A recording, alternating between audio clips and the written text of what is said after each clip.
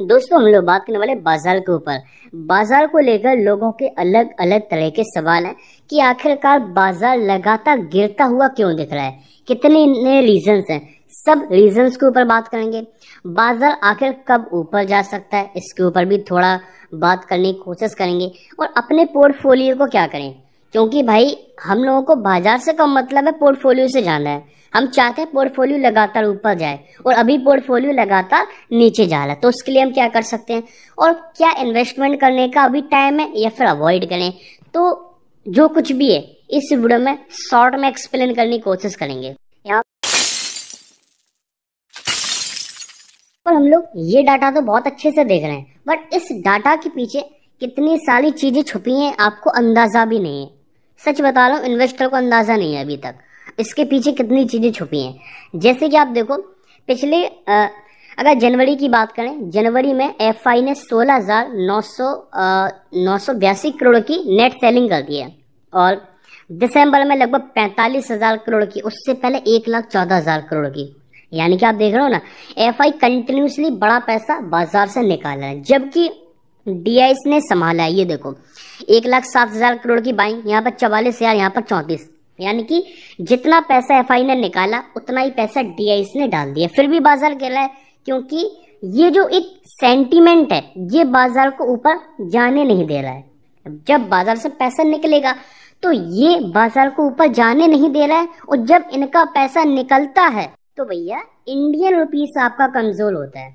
Indian rupees आपका कमजोर हो रहा है।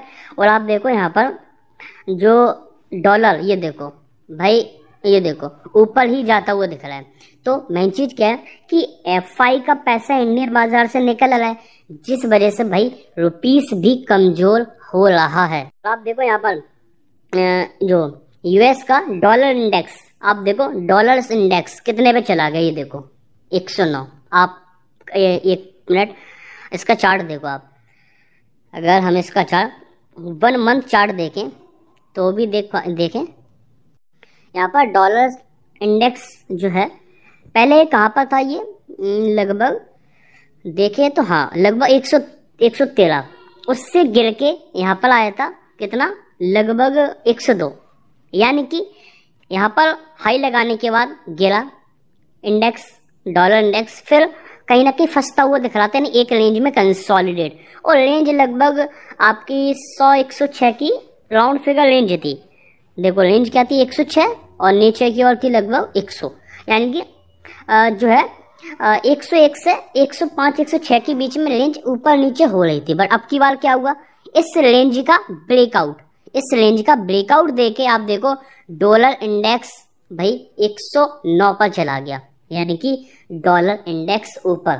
तो भैया इंडियन रुपीस हो रहा है कमजोर, जो कि हमारे इंडिया के लिए अच्छी बात नहीं है, बिल्कुल भी अच्छी बात नहीं है। और फिर मेन चीज क्या है कि भाई ये सारी चीजें हो गई। अब जीडीपी, भाई जीडीपी जो हमारा इंडिया का जीडीपी डाटा है, ये भाई सबसे लोएस्ट, पिछले 2 सालों के लोएस्ट पे आ गया।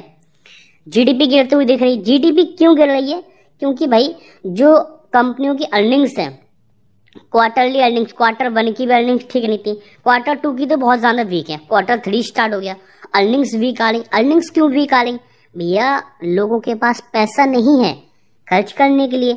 जब आपकी से आप भाई इंडिया के अंदर बेरोजगारी, मेन चीज क्या है, जब बेरोजगारी है तो भैया आपके, जब बेरोजगारी है तो आपके पास पैसा नहीं होगा, जब पैसा नहीं होगा तो आप पैसा खर्च नहीं करोगे, जब आप पैसा खर्च नहीं करोगे तो भैया सामने वाले का माल नहीं बिकेगा, तो भैया कंपनियों के सेल्स प्रॉफिट नहीं होंगे, जब वो नहीं होंगे तो भैया कंपनी टैक्स नहीं देंगी और ना ही आप टैक्स दोगे। तो सारी चीजें घूम फिर के इंडियन रुपीस को करेंगे कमजोर। एफआई निकल रहा है क्योंकि सेंटीमेंट सब कुछ वीक है, ठीक है ना। तो और फिर टैक्स, जो बंदा टैक्स भर रहा है उससे टैक्स ही लिए जा रहा है। इंडिया में टैक्स बहुत ज्यादा हो गया। अगर आप जॉब कर रहे हो वहां पर आप टैक्स दे रहे हो, फिर आपने जो जॉब से पैसा जनरेट किया, जो सामान खरीद रहे हो उस पर टैक्स, एंजॉय कर रहे हो उस पर टैक्स, कुछ खरीदारी कर रहे हो उस पर टैक्स, और कहीं थोड़ा बहुत पैसा बचा के इन्वेस्ट कर लिए तो उस पर भी टैक्स। भैया ये सारी चीजें बाजार में अभी शॉर्ट टर्म में फैक्टर डाल रही है, जिस वजह से बाजार ऊपर जा ही नहीं पा रहा है। तो समझने की कोशिश करो कि आखिर चल क्या रहा है। बट और ये जो एफआई जो पैसा निकाल रहे हैं ना, ये जो आप सुनते रहते हो चारों तरफ एफआई ने ये बेच दिया वो बेच दिया, भैया इनका काम क्या है? इनका पता काम क्या है? ये एफआई इंडिया में आ ही है बेचने के लिए। भाई इनका पता काम क्या है? इनका काम है खरीदा, पैसा कमाया, बेचा। तो अभी इंडिया में इन्हें वैल्यू नजर नहीं आ रही। एक तो इंडियन बाजार ऑल टाइम हाई पर था और सबकी वैल्यू हाई थी, और इन्हें जो है कुछ सही नहीं लगा, जैसे कंपनी इंडिया की ग्रोथ शॉर्ट टर्म में नहीं दिखी, और उससे अच्छी ग्रोथ इन्हें दिख रही थी चाइना में, क्योंकि 2 साल के नीचे की प्राइस पे था एकदम सस्ता शेयर्स। और इंडियन गवर्नमेंट चाइना की गवर्नमेंट ने काफ़ी कॉर्पोरेट के लिए काफ़ी कुछ अच्छा किया, जिस वजह से चाइना की जो कंपनी है वो ग्रोथ में जाती हुई दिख रही है। तो भैया इंडियन जो एफआई है वो यहाँ पर चाइना की तरफ जाने लगे, और बचा कुचा पैसा वो यूएस में भी निवेश कर रहे हैं, क्योंकि भैया ट्रम्प आ गए हैं। और ट्रम्प का ये भी कहना है भाई 20 साल को बैठ जाएंगे तो भैया ये भी टैक्स लगाएंगे कॉर्पोरेट के ऊपर। और इंडियन जो यूएस के जो कंपनियां हैं उनके ऊपर 15%, अभी तक 21% है कॉर्पोरेट टैक्स, अब उसको घटा के 15% कर दिया जाए सकता है, न्यूज़ है ये, देखते हैं क्या होता है।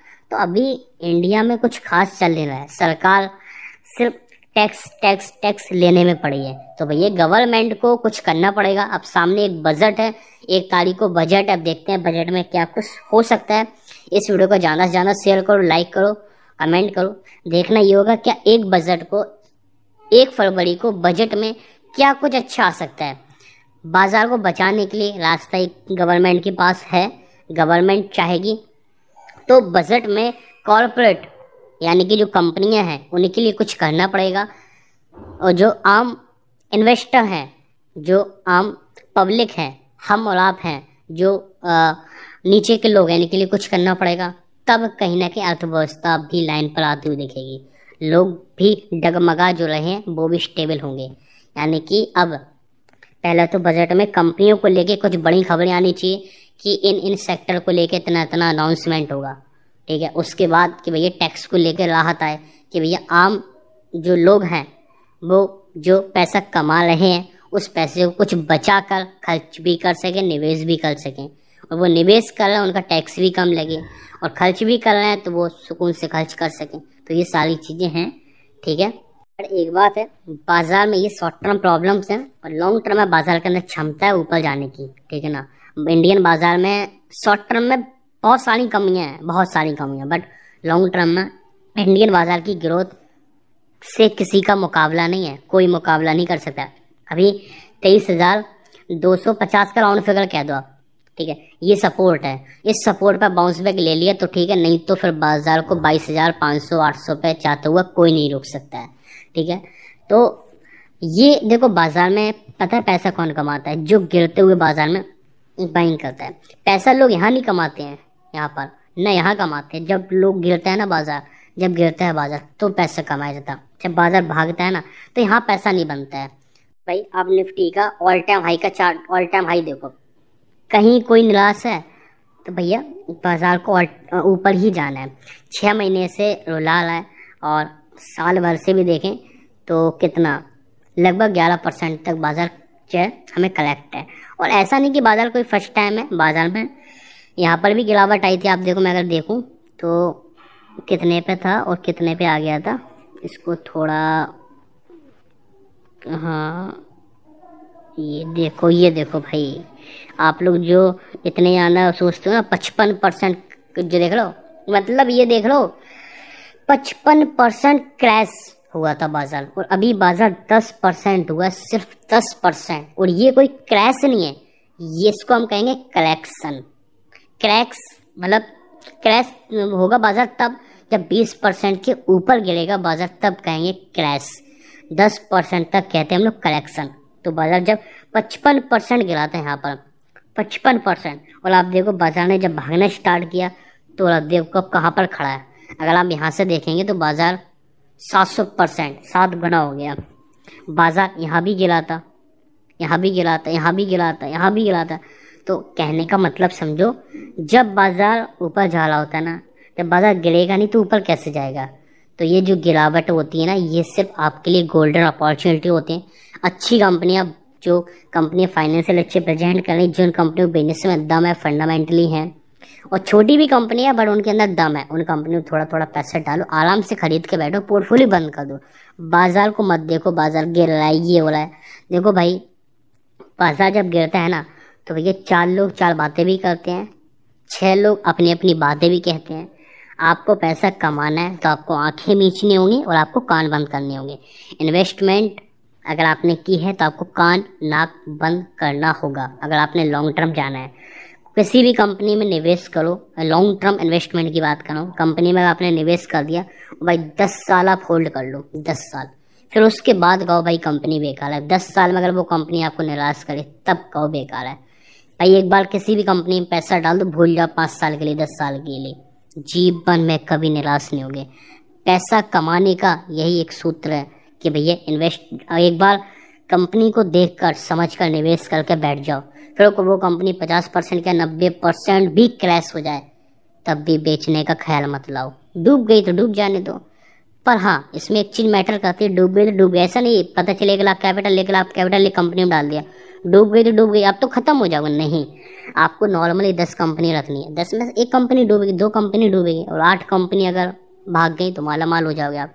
तो पोर्टफोलियो का जो आपको जो मेंटेन है, पीएनएल, वो मेंटेन रहता है।